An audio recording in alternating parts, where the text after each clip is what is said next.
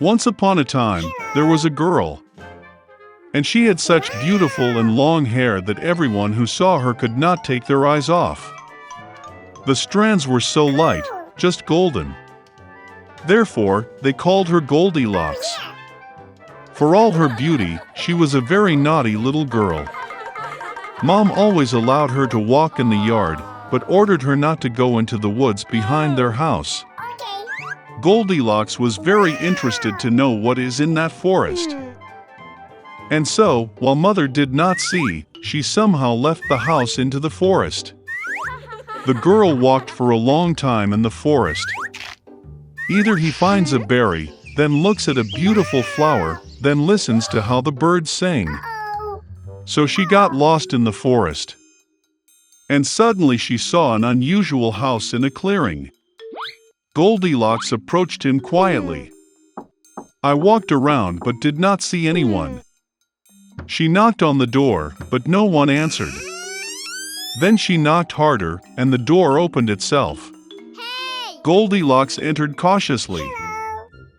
3 bears lived in that house.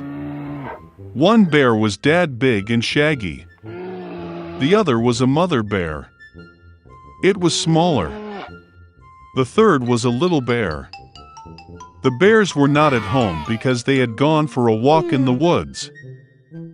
The girl entered the room and saw 3 bowls of porridge on the table.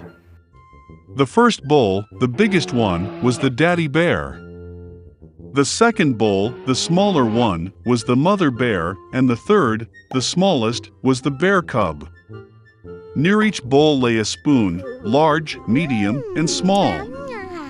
Goldilocks was so hungry that she first wanted to eat from a large bowl. She took the largest spoon, took the porridge, tasted it, but the porridge was too hot. Then she took a medium spoon, took the porridge, tasted it, but the porridge was too cold. Finally, she took a small spoon and tasted the porridge from the small bowl. This porridge was neither hot nor cold, just right. And Goldilocks ate all the porridge from the little bowl. After eating, the girl wanted to sit and saw 3 chairs near the stove, one large, another smaller, and the third, very small, with a little red pillow. First, she tried to climb into the largest chair, but could not. Then the girl tried to sit on the middle chair, but it was very hard and uncomfortable. Finally, she sat down on the smallest chair, and it was just right for her. Goldilocks liked the chair so much that she began to swing on it. The chair cracked, broke, and she fell to the floor. The girl got up and went to another room. There were 3 beds, large, medium, and small. First, Goldilocks climbed onto the first bed, but it was too high and hard. I lay down on the middle one, it was too spacious and soft. The girl lay down on the third, smallest bed. She was just right for her. Goldilocks felt so comfortable and cozy that she quickly fell asleep. The girl was fast asleep when the bear family returned home. The bears got very hungry and immediately went to the table. Seeing his bowl, Papa Bear got really angry. Someone was eating my porridge. He growled. The bear mother also looked into her bowl and growled less loudly. Someone was eating from my bowl too. And the bear cub, seeing his empty bowl, cried loudly. Someone didn't just eat from my bowl, he ate all my porridge.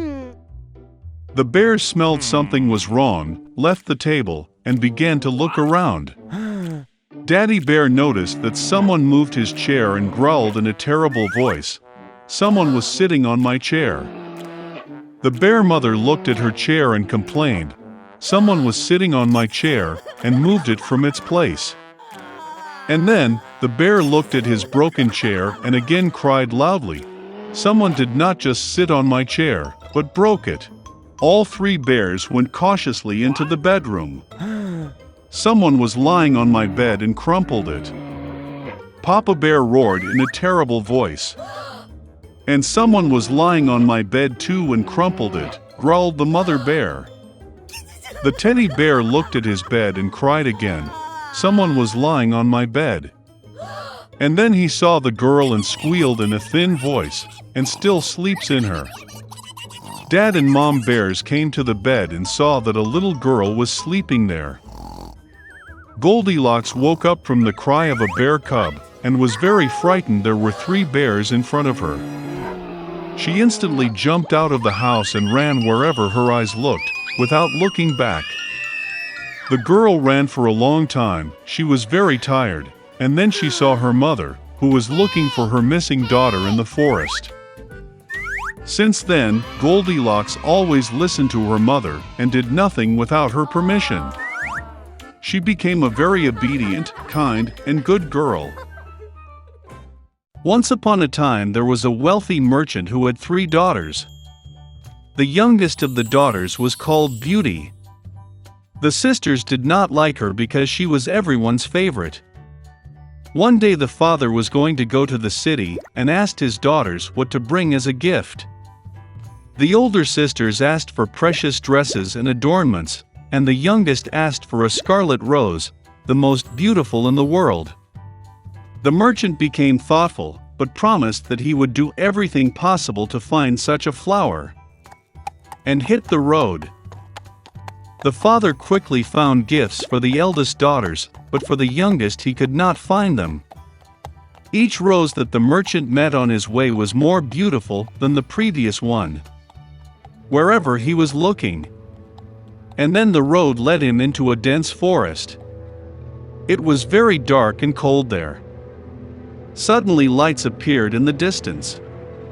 Approaching, the merchant saw a huge ancient castle, all in gold and diamonds. Entering its gate, he entered a hall full of jewels. He saw that there was a table in the middle of the hall, and there were no dishes on it, and all the dishes were made of silver and gold. But the castle was empty, there was no one. The merchant thought that the owner would probably come any minute. He waited an hour, 2, 3, no one showed up.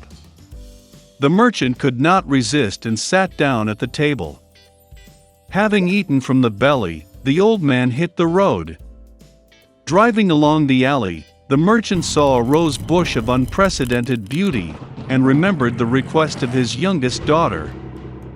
He drove up and picked the most beautiful rose. At the same moment, lightning flashed, thunder struck, there was a roar, and rose, as if out of the ground, in front of the merchant, and not a beast or a man, but some kind of monster, terrible and furry.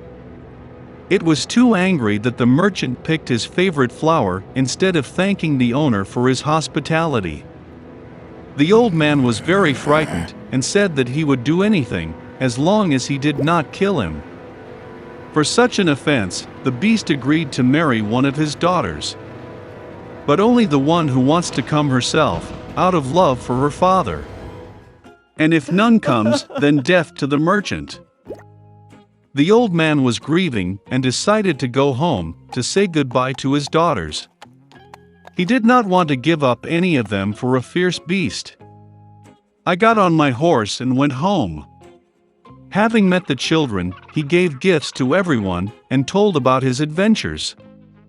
The older sisters pounced on the younger, they say, it was her fault she ordered a lousy flower, for which the father now has to pay with his life.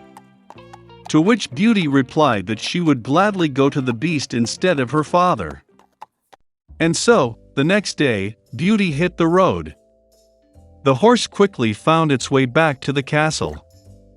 Entering the hall, she found a table with exquisite wines and food. Beauty thought that the beast wanted to eat her, so she feeds her. As soon as she had dinner, there was a roar, and a terrible and hairy monster appeared, as if from under the ground.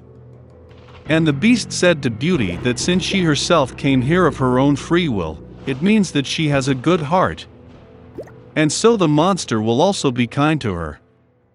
And with these words, the beast disappeared. Waking up in the morning, Beauty decided to take a walk. Entering one of the rooms, she saw an inscription on the table, "Whatever the beauty wishes, I will do." The girl thought that after all the monster is kind and probably he is not going to eat it.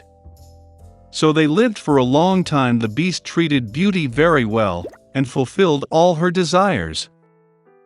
One day the girl dreamed that her father was sick. She really wanted to visit him. The Beauty tearfully asked the beast to let her go and promised that she would definitely come back. The monster replied that she was free and could return whenever she wanted. The next day, Beauty put on her most expensive clothes and went to her father. He was very happy to see his daughter safe and sound. Her sisters came running and saw that she had become even more beautiful and even dressed like a queen. A week later, Beauty had a dream that the beast was lying on the grass in the park and dying. She woke up in horror and decided to urgently return and cure him. When the girl approached the castle, she saw the lifeless body of the beast on the grass. Her heart was breaking with pity. The Beauty rushed to him with tears and kissed him. And at the same moment lightning flashed, thunder struck, the whole castle was lit up with a bright light, and music played everywhere. The monster disappeared, and in its place the most charming prince lay on the grass. He told Beauty that this evil fairy had bewitched him and turned him into a monster, until a young beautiful girl fell in love with him and wanted to get married. The Beauty gave him her hand, and they went to the castle. The next day, Beauty and the prince got married and healed happily ever after. This is how a good heart can break an evil spell.